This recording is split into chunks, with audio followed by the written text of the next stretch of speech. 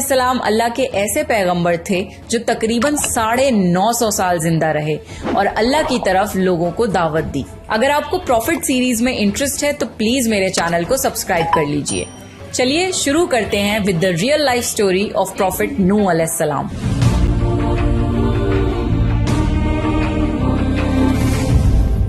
آدم علیہ السلام کی وفات کے تقریباً 1000 سال بعد نوح علیہ السلام تشریف لائے۔ آدم علیہ السلام کے بعد کی نسلیں بہت نیک تھیں، پر تقریباً 1000 سال بعد شیطان نے ان لوگوں کو بہکایا کہ کچھ نیک اور بزرگ لوگوں کو یاد رکھنے کے لیے ان کے بت بنا لو، تو لوگوں نے کچھ بزرگوں کو عزت دینے کے لیے ان کے بت بنا لیے۔ اس وقت تو بتوں کی پوجا نہیں ہوئی، پر کچھ نسلوں بعد کے لوگ آہستہ آہستہ ان بتوں کو پوجنے لگ گئے۔ کفر اور شرک عام ہو گیا اور ایک اللہ کی عبادت بند ہو گئی۔ تب اللہ نے دنیا میں نوح علیہ السلام کو بھیجا۔ اس وقت انسانوں کی عمریں زیادہ ہوتی تھیں اور نوح علیہ السلام کی عمر تقریباً 950 سال تھی۔ نوح علیہ السلام نے لوگوں کو اللہ کی طرف دعوت دی۔ سورہ نوح میں اللہ فرماتا ہے، یقیناً ہم نے نوح کو ان کی قوم کی طرف بھیجا کہ اپنی قوم کو ڈراؤ اور خبردار کر دو، اس سے پہلے کہ ان کے پاس دردناک عذاب آئے۔ نوح علیہ السلام نے اپنی قوم سے فرمایا، اے میری قوم، میں تمہیں صاف صاف ڈرانے والا ہوں، تو تم اللہ کی عبادت کرو اور اس سے ڈرا کرو اور میرا کہنا مانو، تو وہ تمہارے گناہ بخش دے گا۔ نوح علیہ السلام تبلیغ کے سلسلے میں بہت محنت کرتے تھے، دن رات لوگوں کے گھروں اور اجتماعات میں جا کر انہیں دعوت دیتے تھے۔ نوح علیہ السلام لوگوں کو پرائیویٹلی اور پبلکلی سمجھاتے، یہاں تک کہ انہیں یہ کرتے کرتے 950 سال گزر گئے، پر صرف چند لوگوں کے سوا کوئی ایمان نہیں لایا۔ نوح علیہ السلام کی قوم ان کا مذاق بناتی تھی اور کہتی تھی کہ اگر تم سچے ہو تو جس عذاب کا تم ہم سے وعدہ کرتے ہو اس کو لے آؤ۔ نوح علیہ السلام کی قوم سال در سال برائی میں آگے بڑھتی گئی اور نوح علیہ السلام کو پریشان کرتی رہی، اور کوئی ایمان نہ لایا صرف کچھ لوگوں کو چھوڑ کر۔ پھر اللہ نے نوح علیہ السلام کی طرف وحی کی اور فرمایا، آپ کی قوم میں سے جو ایمان لا چکا ہے ان کے سوا اب کوئی ایمان نہیں لائے گا، پس آپ ان کے کاموں پر غمگین نہ ہوں۔ پھر جب اللہ نے وحی کر دی اور انہیں بتا دیا کہ اب کوئی ایمان نہیں لائے گا، تو وہ نا امید ہو گئے اور اپنی قوم کے لیے بد دعا کی کہ اے میرے پروردگار، تو کسی منکر کو روح زمین میں زندہ نہ چھوڑ اور مومن مرد اور عورتوں کو بخش دے۔ نوح علیہ السلام نے جب اللہ کو پکارا تو اللہ نے نوح علیہ السلام کو ایک بڑی کشتی بنانے کی وحی کی، لیکن نوح علیہ السلام نہیں جانتے تھے کہ وہ اتنی بڑی کشتی کیسے بنائیں، تو اللہ نے جبریل علیہ السلام کو ان کی مدد کے لیے بھیجا۔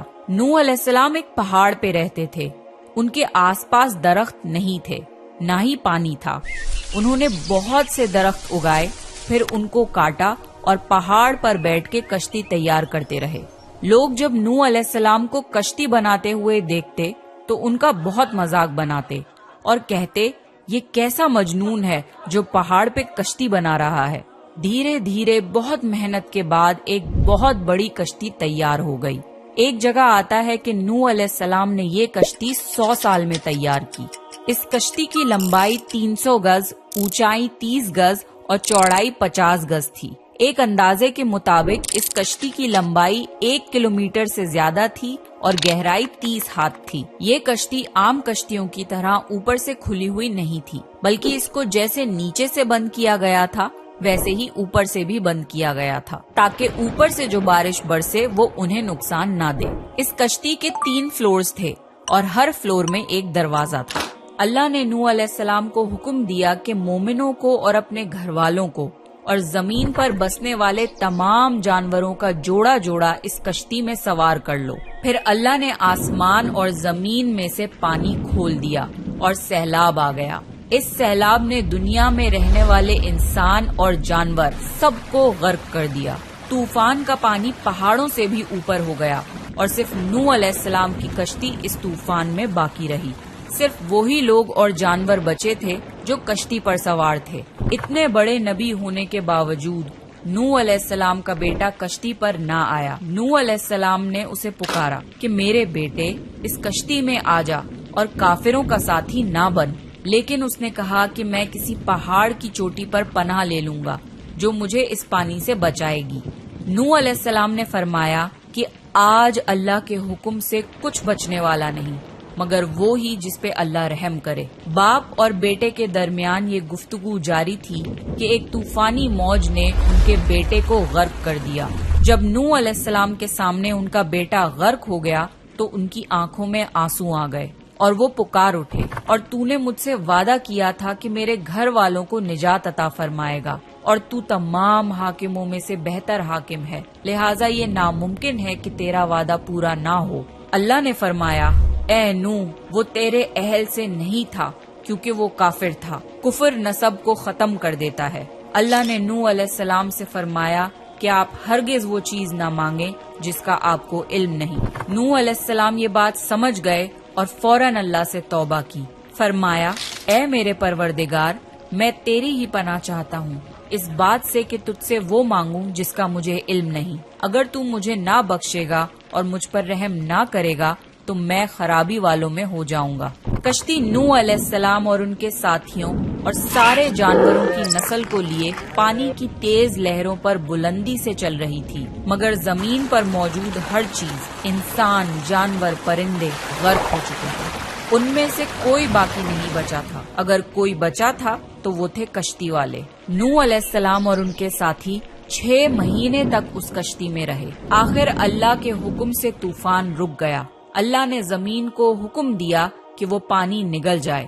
زمین نے سارا پانی نگل لیا اور زمین خشک ہو گئی اور کشتی پہاڑ پر جا کر ٹھہر گئی۔ اب انہیں حکم ہوا کہ سلامتی کے ساتھ کشتی سے اتر آئیے، آپ سب پر برکت نازل ہوگی اور ان نسلوں پر بھی جو آپ سے پیدا ہوں گی۔ پھر صرف نوح علیہ السلام سے آگے کی نسل شروع ہوئی اور زمین میں ان کی اولاد کے علاوہ کسی اور کی نسل باقی نہ رہی۔ سارے جانوروں کی نسلیں بھی یہیں سے پھر سے پیدا ہوئیں۔ نوح علیہ السلام کے 3 بیٹے تھے، سام، حام اور یافز، جن سے دنیا کی نسل آگے بڑھی۔ سام کی اولاد گندمی رنگ کی تھی۔ عرب ممالک سیریا، فلسطین اور اسرائیل کے لوگ سام کی اولاد ہیں۔ حام کی اولاد کالی رنگت کی تھی۔ افریقہ، ایبوریجنل آسٹریلیا، انڈیا، ایجپٹ اور سوڈان کے لوگ حام کی اولاد ہیں۔ گوری رنگت کے لوگ یافز کی اولاد ہیں۔ چائنا، جاپان، کوریا اور یورپ کے لوگ یافز کی نسل ہیں۔ نوح علیہ السلام کا چوتھا بیٹا جو ایمان نہ لانے کی وجہ سے برباد کر دیا گیا تھا، اس کا نام کنان تھا اور اس سے کوئی نسل آگے نہیں بڑھی۔ قرآن میں اللہ نے فرمایا، اور ہمیں نوح نے پکارا تو دیکھ لو کہ ہم کیسی اچھی دعا قبول کرنے والے ہیں۔ ہم نے اسے اور اس کے فرما برداروں کو اس زبردست مصیبت سے بچا لیا اور اس کی اولاد ہم نے باقی رہنے والی بنا دی۔ طوفان کے بعد نوح علیہ السلام 350 سال زندہ رہے، پھر نوح علیہ السلام فوت ہو گئے۔ نوح علیہ السلام کی کشتی آج بھی موجود ہے۔ ریسرچرز نے ترکی میں اس کشتی کو ڈھونڈ لیا ہے۔ قرآن میں اللہ نے فرمایا، اور بے شک ہم نے اس واقعے کو نشانی بنا کے باقی رکھا، پس ہے کوئی نصیحت حاصل کرنے والا؟ لوگ سٹوریز کو تو ڈینائی کر سکتے ہیں پر ایویڈنسز کو ڈینائی نہیں کر سکتے۔ نوح علیہ السلام کی یہ کشتی ایک بہت بڑا ایویڈنس ہے اس پورے واقعے کا۔ تو یہ تھا نوح علیہ السلام کا بہترین واقعہ۔ نیکسٹ آپ کون سے پروفٹ کی سٹوری سننا چاہتے ہیں پلیز کامنٹ کر کے بتائیے، اور اگر آپ کو پروفٹ سیریز میں انٹرسٹ ہے تو پلیز میرے چینل کو سبسکرائب کر لیجئے۔